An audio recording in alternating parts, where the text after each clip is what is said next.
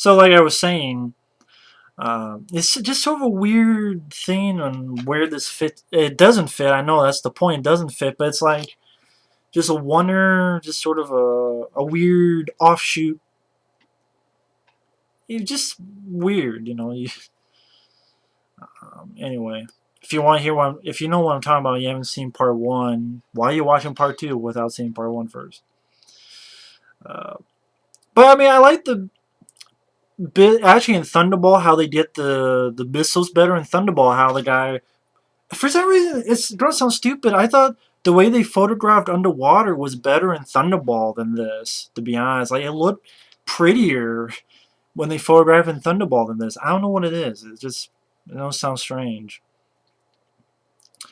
But I do like a gadget. It was weird seeing another guy playing Q, and I really did not like this actor. He was just really bloody overacting. He's really talking like he's very bloody. And it's very like, what the fuck? Thank God this Q isn't in the film that much. It made me really miss Desmond Llewellyn, who he was doing Octopussy, and he's a much better Q than this guy they had here. And then you actually have fucking because he's there because he shows Bond a weapon, which is nicely be used later, which is a rocket. It's a pin that actually shoots a little rocket as well, which gets in good use. Uh, but he goes to Bahamas and meets Rowan Atkinson. Yeah, fucking Johnny English himself, Mr. Bean himself, Rowan Atkinson is in this movie. Thankfully for a little bit, but I hate Rowan Atkinson. I am not a fan of this guy. I'm not a fan of his characters. I'm not a fan of his acting. I'm not a fan of his comedy. I hate Rowan Atkinson. I think he's terrible. I think he's unfunny. I think he's annoying fucker. I hate Rowan Atkinson. I'm like, why the fuck is he very over the top? He doesn't even talk like that, but I don't know, I just fucking annoying as shit. As like a foreign representative, like a foreign rep guy, letting Bond know like a contact pretty much. Uh, and then not much happens. Bond meets a girl, like the villainous girl, and they go to this boat underwater, and then you have again a little decent scene where she's put something on Bond underwater so that the sharks, real life sharks, real looking sharks, neat scene where they're trying to get him and he's trying to avoid all these sharks, and it was decent scene because they look, real sharks. And I liked that aspect of it. I thought that was well done. And again, Sean Connery is not the problem. Again, I don't hate the film. I do think it's mediocre. Maybe on the verge of like, yeah, it's okay. It's an okay time waster type of thing. Be hard to compare which I like better. I mean, but it's not a great film. And Sean Connery's coming back to be James Bond. It should be great, and it really isn't. It's really not great, to be honest. It's one of his weaker films, in my opinion, as James Bond, and that's a shame. And Sean Connery's not the problem here. I think it needed more action or more. Didn't need to be 2 hours and 13 minutes long. It needed to be a different plot other than Thunderball, but they couldn't. This is the only way they could do it. But like I said, Sean Connery's not the problem. He has a fun moment where he meets a girl, and you think that this bomb is in this room, and it blows up, and you find out that Bond actually went to the girl's room because he says, like, proves I made the right decision. Well, what? Your place or mine. He says it much better than me. Yeah, Bernie Casey here as Felix, the CIA character. It's nice to see Bernie Casey. I like Bernie Casey as an actor.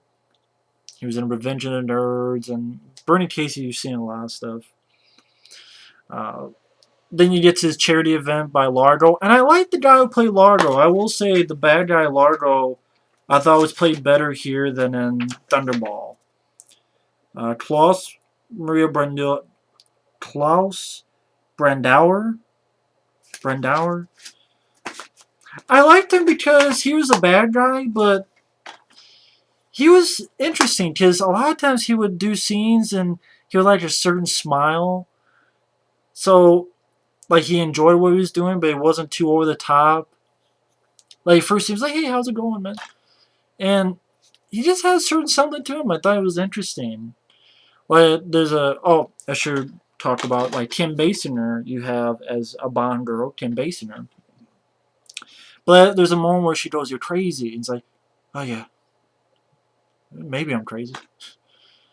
Like the way he throws that out there, I thought it was really interesting. So I thought it was a pretty decent bad guy, much better than the no eye patch like the one in Thunderball.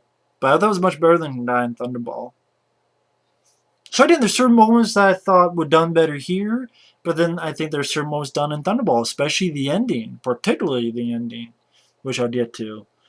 But you get to a charity event Largo's having, that's where you get, I actually like this bit. You know how a lot of times where, Bond's gambling, here they're gambling, but they're using this 3D video game called Domination, World Domination, where it's like you get these controllers and like this screen pops up, and I like that. And then if you start losing, it like heats up and it'll hurt your hands. And I like that. I like that bit actually. I thought that was really cool. And yeah, that's why I hate this since there's certain things like Sean Connery's performance, Kim Basinger's hot, uh, the little bits like that, and the little shark sequence. Uh, then after that, you have the villainous girl.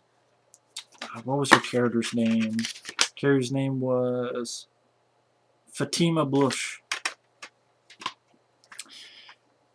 You have a little decent motorcycle sequence where James Bond gets in his like black motorcycle and he's chasing around, and actually has a little rocket thing that propels, so he jumps a couple things, which is a little bit cool. Ultimately, he gets uh, to this girl who has a gun on him, and she's like, that making love to me was the best pleasure you had in life. And then Sean Connery's like, well, there was this girl in Philadelphia. I thought Sean Connery, that was a good line, and he uses his pin, the rocket pin, and it hits her, and she looks down, and she's laughing, and you think, oh shit, it didn't work, but it starts sizzling, and boom, blows up, and I thought that was a really good scene. Again, another like good scene. He goes on Lardo's ship, gets captured.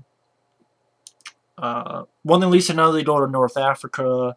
Bond like has a laser on his watch, lasers himself out of his chains, rescues Kim Basinger.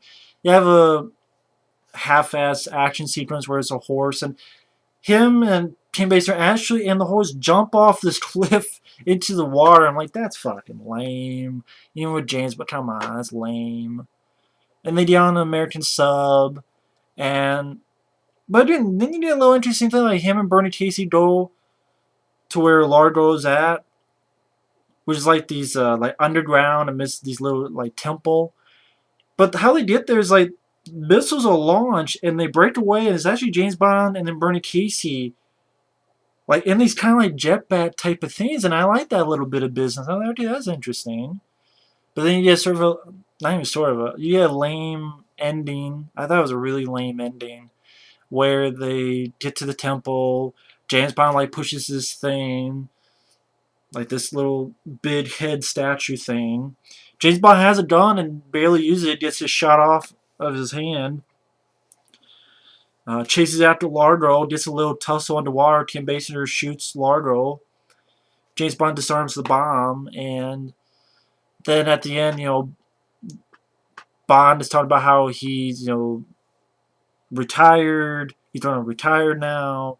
And fucking Rowan Atkinson has to come back and say, no, you must not retire because, civilization will be lost or whatever the fuck. And, Bond, Connor's like, never again. Basic's like, never. And then Sean Connery looks at the camera and winks. Because in an interview that he did for Diamonds Are Forever, he mentioned how someone was asking, would you ever play James Bond? And he goes, never again. And thus, his wife actually came up with the title, Never Say Never Again. Sean Connery's wife saying, how about that for the title? Overall, this was just sort of there were some decent moments in it. Like, okay, if you compare the two, to be honest, both these films don't have that much action. And the stuff that they do, I would probably say this has a little bit of better action scenes with the turbojet at the beginning, the little stunt work uh, on the train, uh, stunt work on the airplane at the end. This would have the better stunt work and action. Um,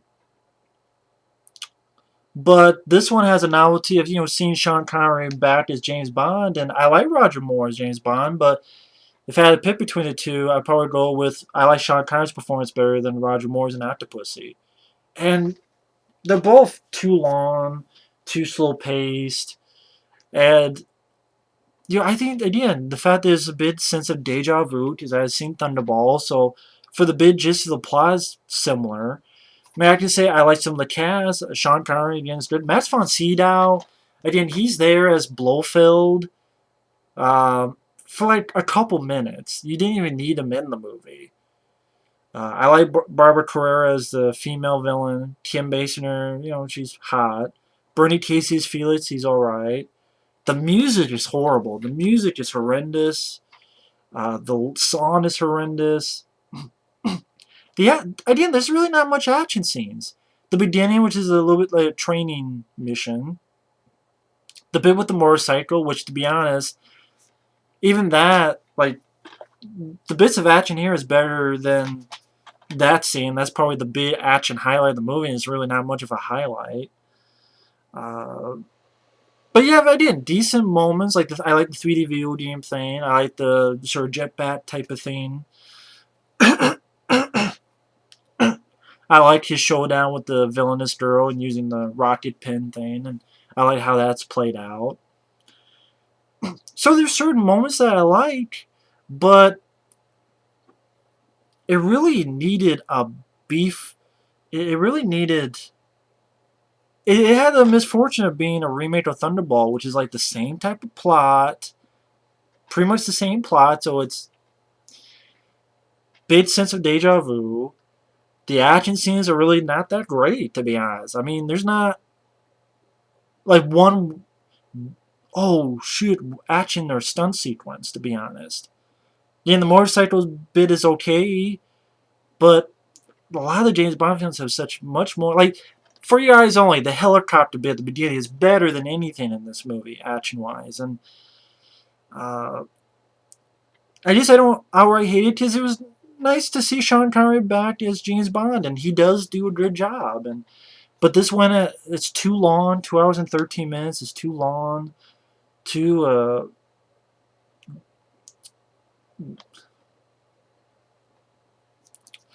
and like the ending is sucks. Like the ending with Thunderball, like the big underwater fight between the good guys and the bad guys, and harpoons and Bond getting in there. That was really cool. That ending of Thunderball was really cool. That underwater battle. Here, this little pithy fight with Bernie Casey and his men against these guys in this temple. Shitty. Not much to it.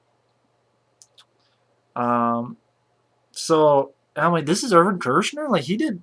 I enjoy RoboCop 2 and Empire Strikes Back. Here, Irvin Kershner. Not much. I mean, it's a mediocre film. It's at best okay. I mean, it's hard for me to pick which is better. I mean, they're both mediocre. They're both kind of mediocre films, to be honest. Like really, this is going. The little bit of action scenes it has, they're still better than the stuff in this. But then you get the novelty of Sean Connery. I like the guy who's the bad guy. I thought he played a better Largo. I did like the little fight scene that he had with the guy from Raiders of the Lost Ark, who was Pat Roach, that actor. That little bit of fight scene, but I don't know, just needed to have more action. Needed to have more of a better pace, and I wish it was like an original James Bond. Didn't have to be a remake of Thunderball. But anyway, that's my 2-part review of Never Say Never Again. To me, it was mediocre, like Octopussy, like 2 mediocre James Bond films. So it was the year of '83. Technically, Octopussy won in box office, has a higher rating on IMDb. Has a higher rating than this. There's a lot of better James Bond films out there. For the return of Sean Connery's James Bond, it could have been a lot better. That's just my thing. But anyway, thanks for watching. Take care and stay tuned.